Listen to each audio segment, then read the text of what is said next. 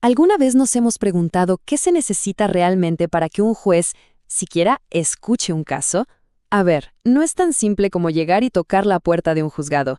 Hoy vamos a desglosar ese primer paso, el más fundamental de todos, el derecho de acción. Pensemos en él como la llave maestra de todo el sistema judicial. Cualquiera podría pensar que la puerta de la justicia está abierta para cualquier tipo de reclamo, sin importar de qué se trate. Pero, ¿de verdad funciona así? Pues, la respuesta es un poquito más complicada de lo que parece.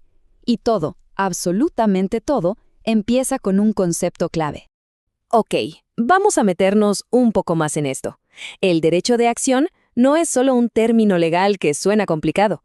Es literalmente la llave que abre la puerta del sistema de justicia. Y si no se tiene esa llave, esa puerta se queda cerrada. Así de simple, sin importar qué tan justo pueda parecer un reclamo. Y aquí está el punto más importante. Este derecho, hoy en día, se entiende como algo abstracto. Ojo, no se trata de tener la razón desde el principio, sino de tener el derecho a ser escuchado. Es, digamos, la garantía de que se puede pedirle a un juez que intervenga, que se puede echar a andar todo el proceso. Pero, claro, tampoco es que se pueda llegar al juzgado con cualquier historia.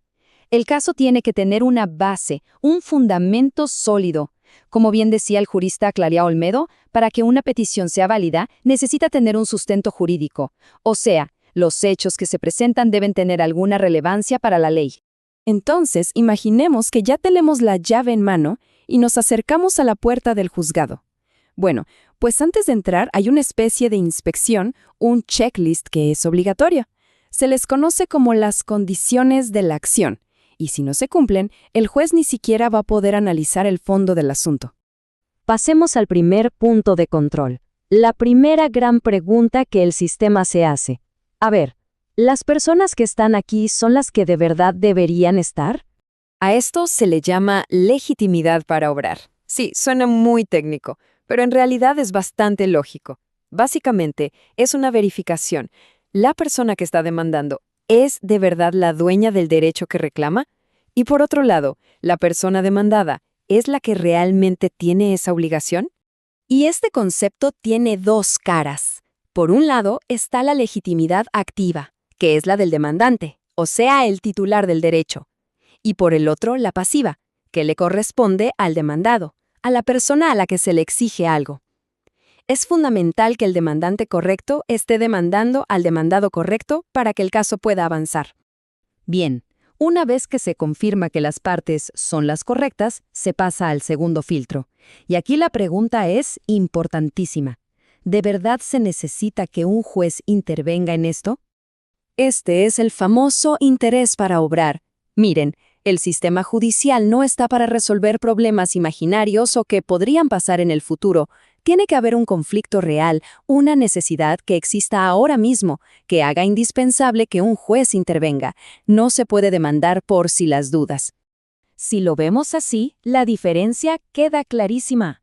La legitimidad es un tema subjetivo. Se enfoca en quiénes son las partes. En cambio, el interés es objetivo. Se centra en el ¿para qué?, en si el proceso realmente sirve de algo en este momento. Una pregunta es, ¿son ellos los correctos? Y la otra es, ¿de verdad es necesario hacer esto ahora? Bueno, entonces, con las personas correctas y una necesidad real, la puerta del juzgado por fin se abre. Pero, una vez adentro, el juego tiene sus propias reglas. Hay ciertas condiciones para que todo el proceso sea válido y se conocen como presupuestos procesales. Estos son como los 3 pilares para que un proceso no nazca con problemas. Hay que presentarlo ante el juez, que es competente para el caso. Las partes deben tener la capacidad legal para estar en un juicio, y la demanda, el documento en sí, tiene que cumplir con ciertos requisitos que pide la ley. Para que se entienda bien el primer punto, el de la competencia, no hay nada como un caso práctico. Vamos a conocer a Iván y a Elena. Su historia nos va a servir para entender por qué una demanda no se puede presentar así como así en cualquier juzgado.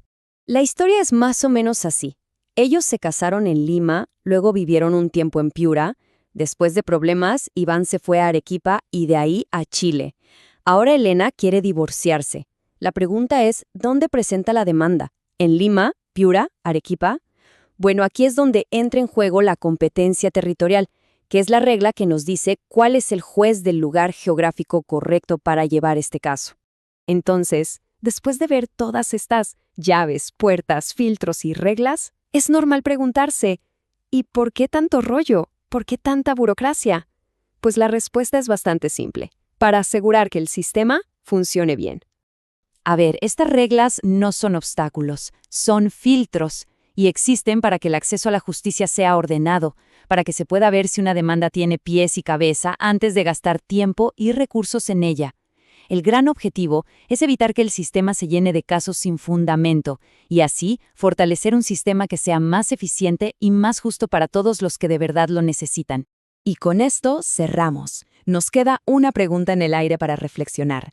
¿Cómo sería un sistema de justicia sin todos estos filtros? ¿Sería más justo o simplemente sería un caos? Porque al final del día, toda esta estructura que acabamos de ver es la columna vertebral que sostiene el edificio completo de la justicia.